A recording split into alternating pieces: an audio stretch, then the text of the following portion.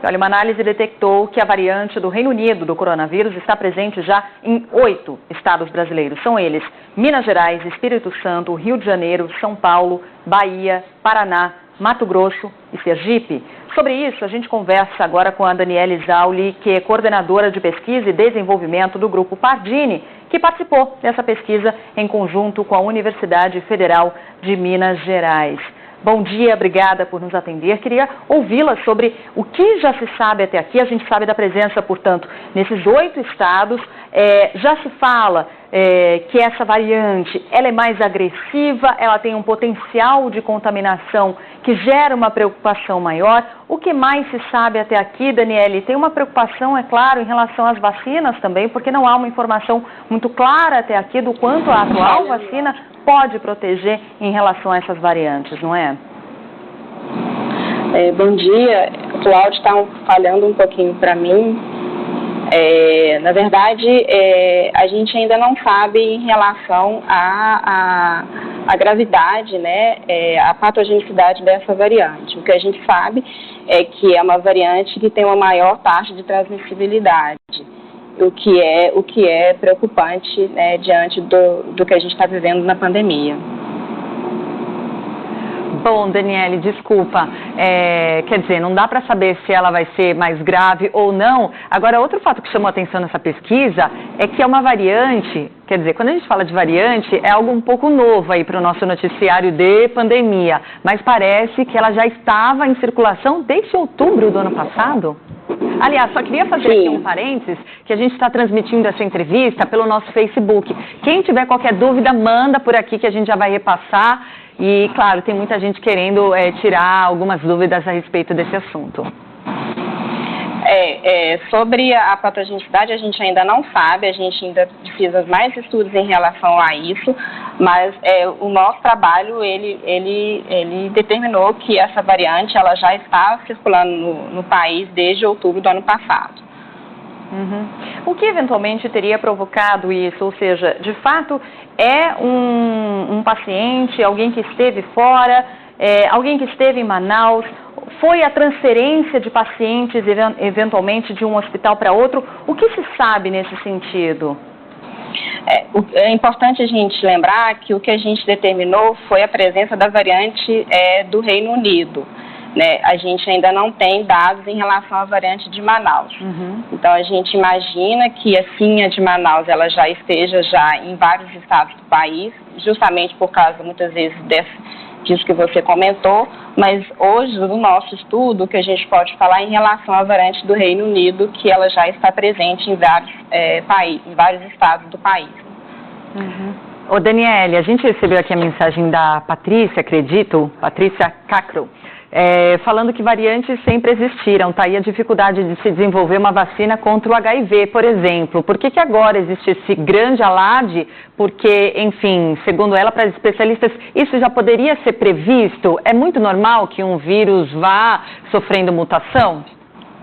Sim, é normal, isso é uma forma do vírus, é um processo de mudança do vírus, isso acontece em qualquer vírus, uns vírus mais, outros menos, então existe uma taxa de mutação, então alguns vírus ele tem uma taxa de mutação muito maior que outros vírus, e isso faz parte do próprio processo no curso do próprio processo de mudança do vírus mesmo. Isso é normal acontecer, isso ainda provavelmente vai acontecer.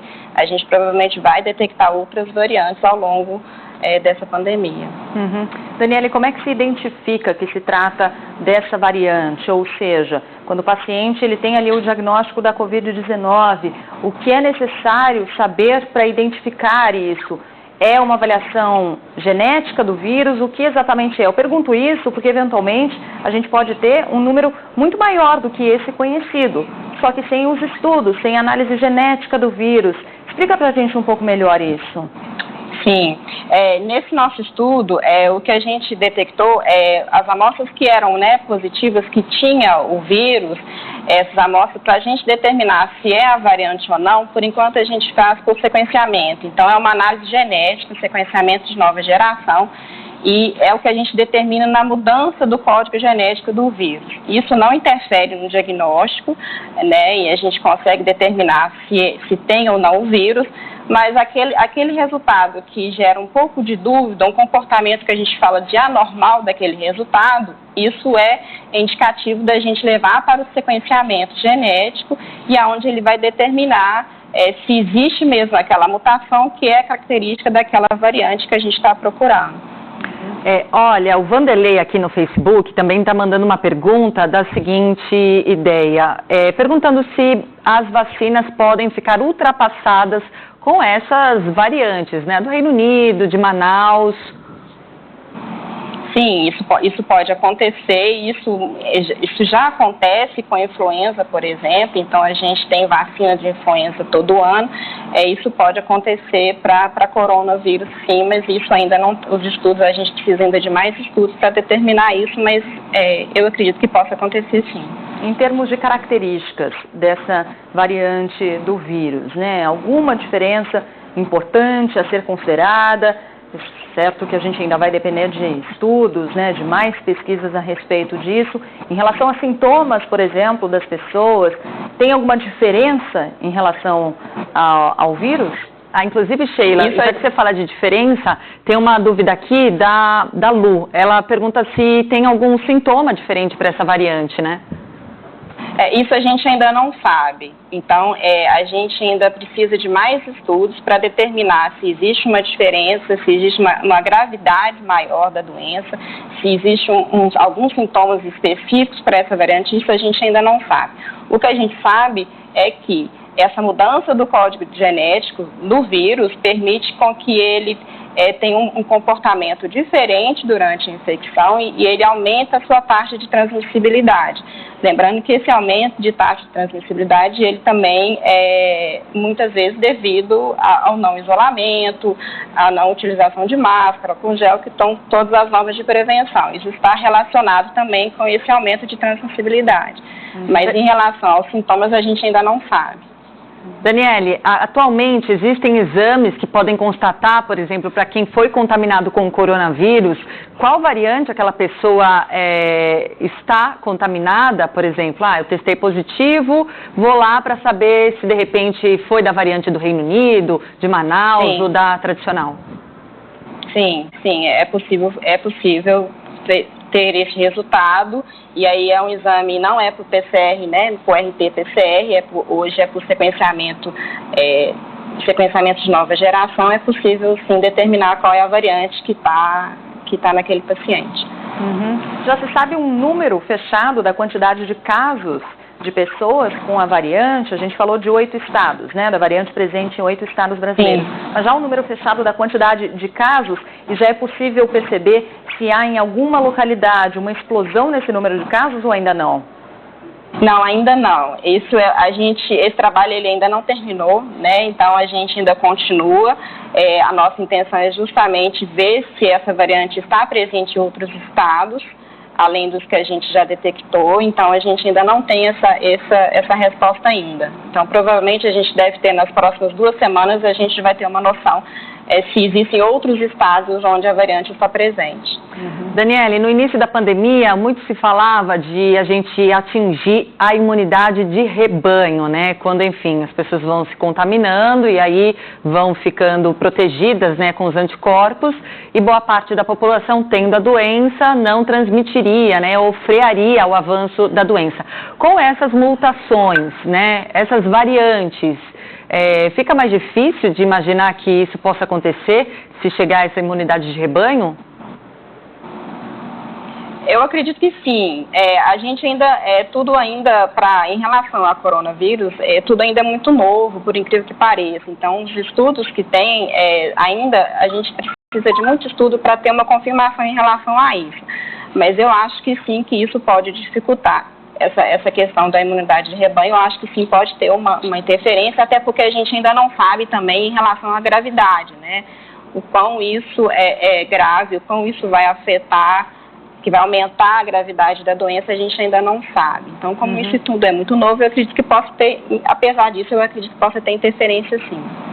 As práticas e cuidados, as medidas preventivas, que são exatamente as mesmas para o vírus, que já é um conhecido de mais meses aqui em relação à variante? Alguma recomendação específica? Utilização de 2 máscaras nos Estados Unidos, por exemplo, já tem muita gente utilizando 2 máscaras, uma por cima da outra, para reforçar essa proteção. Alguma proteção adicional em relação a isso?